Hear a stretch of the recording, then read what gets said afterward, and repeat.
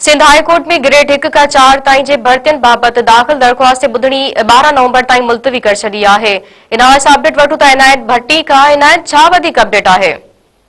हाँ जी बिल्कुल, Sindh high court में ग्रेड 1 खां 4 ताईं सरकारी खातनि में नौकरियूं न मिलण खिलाफ़ गॾियल तौर दाख़िल जेके दरख़्वास्तूं आहिनि उहो कमेंट्स दाख़िल न थियण करे सिंध हाई कोर्ट 12 नवंबर ताईं जेका ॿुधणी मुलतवी करे छॾी आहे।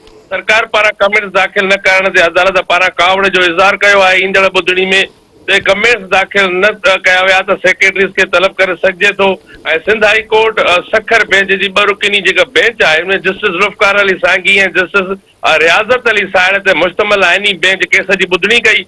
अदालत डिप्टी कमिश्नरनि ऐं उन्हनि जे नुमाइंदनि खां वधीक कमेंट्स घुराइण लाइ 12 नवंबर ताईं मुलतवी करे छॾी आहे। अदालत में दरख़्वास्त गुज़ार उम्मीदवारनि ॿिन्ही धुरनि जा वकील रुख़सार अहमद जुड़ेजो, मोहम्मद महबूब वसाण, शिराज अफज़ल अवेसी, अतर अबड़ो, बदरुद्दीन मेमण ऐं वास्तेदार डिप्टी कमिश्नरनि जा नुमाइंदा पेश थिया। ग्रेड 1 खां 4 ताईं उम्मीदवारनि खे नौकरियूं न मिलण खिलाफ़ धार दरख़्वास्तुनि ते दाख़िल करायूं वयल जेके दरख़्वास्तुनि ते ॿुधणी कई वई।